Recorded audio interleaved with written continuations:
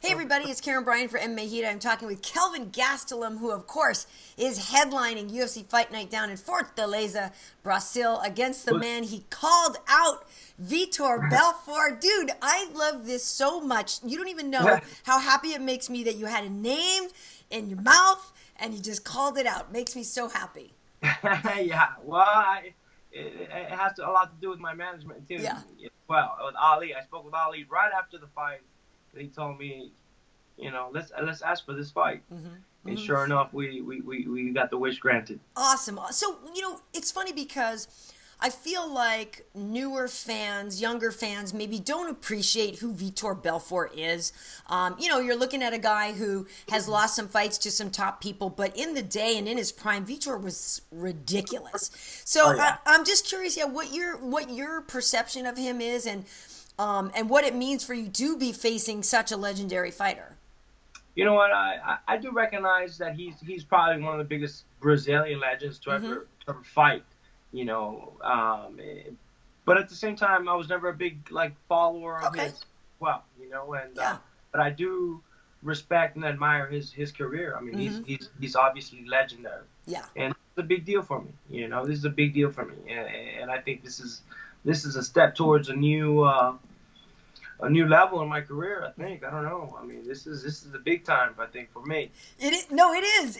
It's real different, and that doesn't. I'm not trying to throw shade or put any kind of disrespect on other people that you have fought, but for sure, when you're a main eventing against Vitor Belfort, that's next level. Yes, and I kind of feel that way. But you know what? This will be my 11th UFC fight. And finally, I feel like all the experiences, the good ones, the bad ones, we're putting it all together and we're creating a formula that works. Very nice. And, I have to say, you have, I guess, in a way, there's an advantage for you not being a huge Vitor fan, because I feel like there have been times when people face their idol or face somebody they really look up to and they get a little bit frozen inside the cage. And, even DC said that happened to him against Anderson Silva, that there were definitely moments of, holy crap, I'm standing across from Anderson Silva.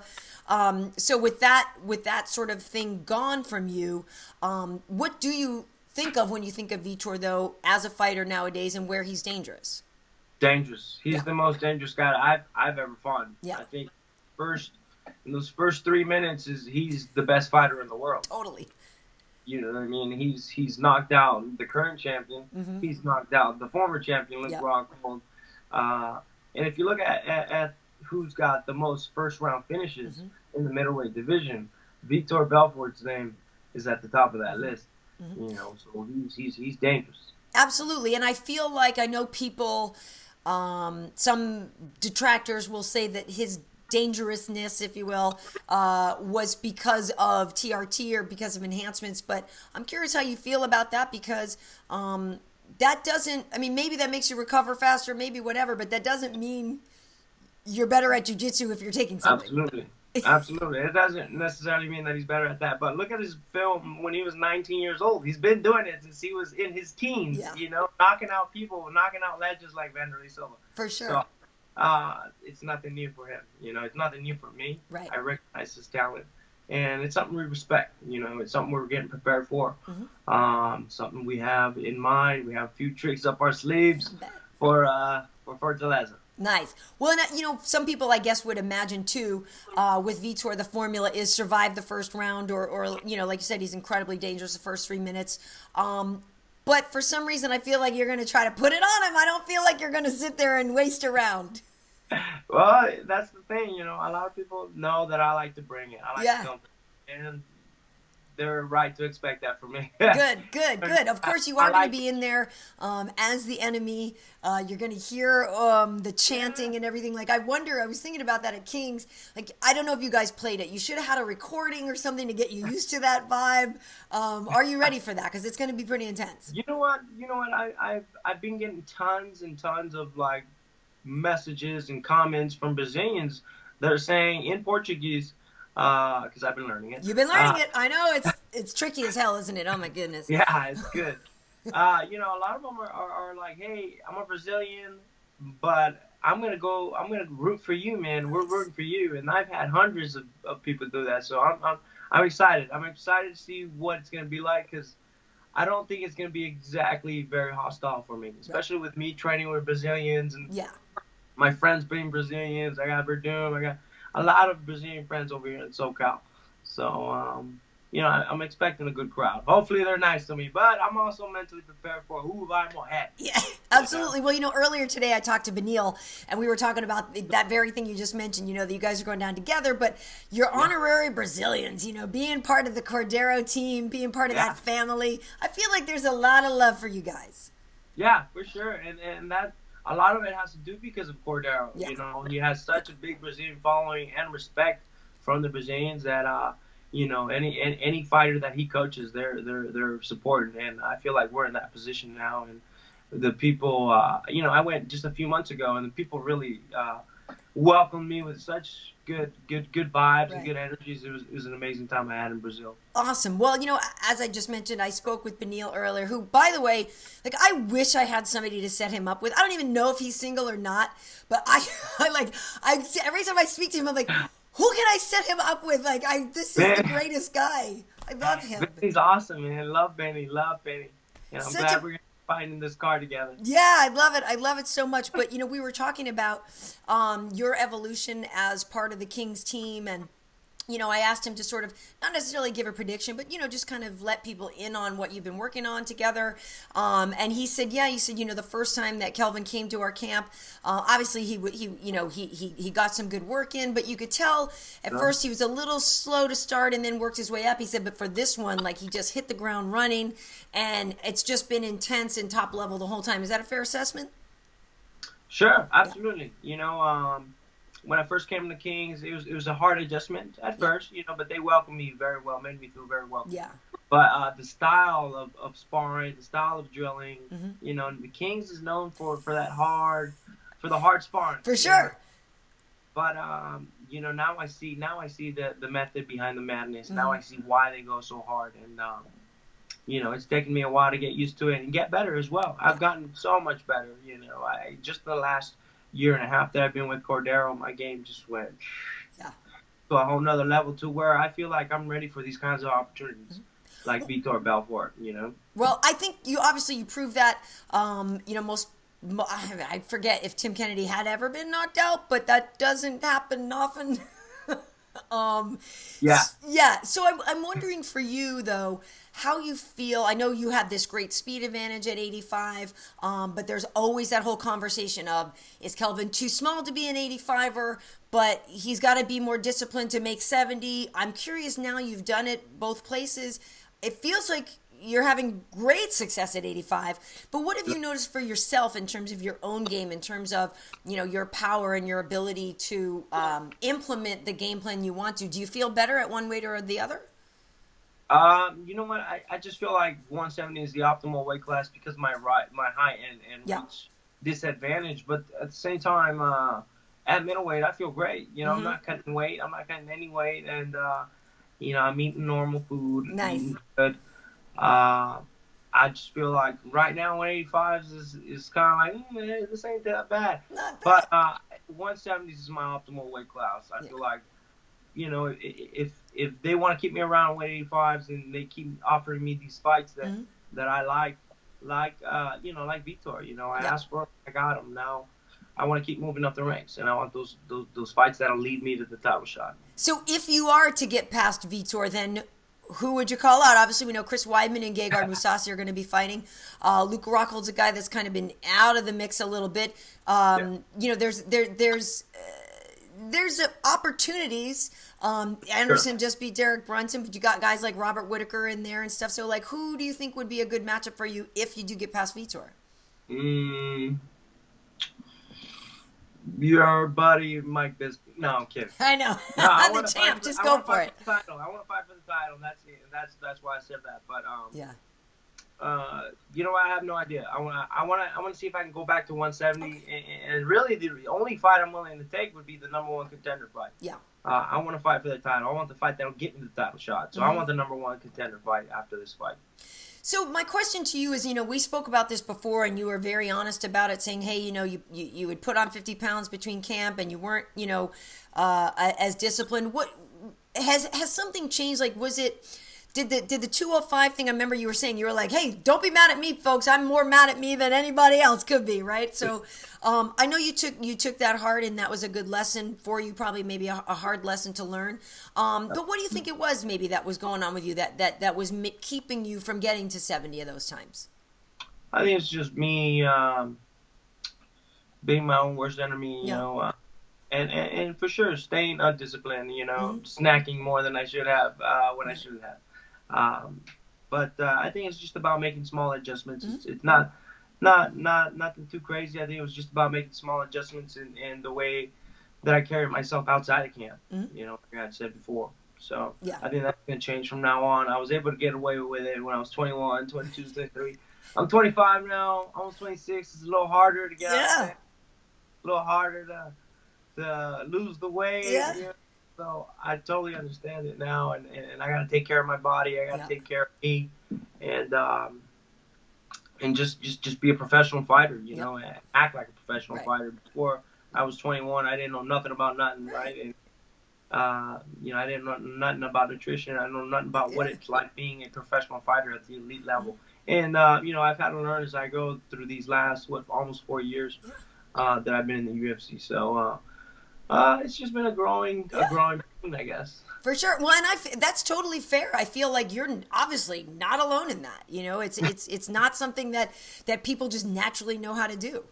Yeah, for sure. I mean, the hardest battle is in the kitchen. I can run around all day, but the hardest battle is in the kitchen for sure. Well, I've always said, like, if the amount of time that I think about food and like what can I eat, what do I want to eat versus what should I eat, like I could have solved. Like, I could have created nuclear cold fusion. Like, I swear to God, you know what I mean? Like, what a waste of mental energy. That's what we do now these days. We waste our energy on food. Like, even while I'm eating, what am I going to eat later? What's for dinner? Yeah, totally. Dude, I feel you on that one, for sure. I absolutely do. It's so... it is a really cool thing, though, for you. I feel like, after winning the Ultimate Fighter, and you kind of weren't expected to. Now you're a guy who's making this run for the title, and maybe people didn't expect you to. Is that something you're very committed to it? Your Twitter handle is on a mission for gold. How at what point did you realize this is attainable? Do you know what I mean? At what point did you go from I think I'm a pretty good fighter to like, wait a minute now, I'm actually gonna do this? I think. When I won the Ultimate Fighter. I won the Ultimate Fighter, I was like, okay, this is something that I'm actually pretty good at. And it gave me confidence. And I've always knew that I wanted to be champion. I just didn't know how attainable it was. And before, it was just kind of an idea that I would want to grasp one day. But now I have the mentality where it is attainable. It's more attainable than it's ever been, And now I'm working harder than ever. Now it's motivating me even more than before, which is cool. I mean, I've done some pretty cool things in the short years that I've done. Now I'm ready to turn it up a gear and do even better and just keep getting better. It's very cool, and we see that, and that's the cool thing, I don't know if it sounds trite to say sometimes when we're working at Fox and we see somebody, we're like, well, it gets better every time, but like, you do. And it's cool. Like, you're retired Tim Kennedy. That's a big deal. My respects to Tim Kennedy. He said a lot of great things. Yeah. That was cool. He was good. Yeah, exactly. You talked about wanting that fight, the title fight, and you're saying that 170 is optimal. Obviously, day after tomorrow, Tyron Woodley and Stephen Wonderboy Thompson are going to throw down. You have fought Tyron before. You went the distance with him. What's your take on that? First and foremost, I don't know who you thought won the first one, and how you think it'll go the second time around. You know what? The first one was real tricky. It was back and forth. I was like, a draw is okay. That's fine. Yeah. I was like, I don't know who won that fight.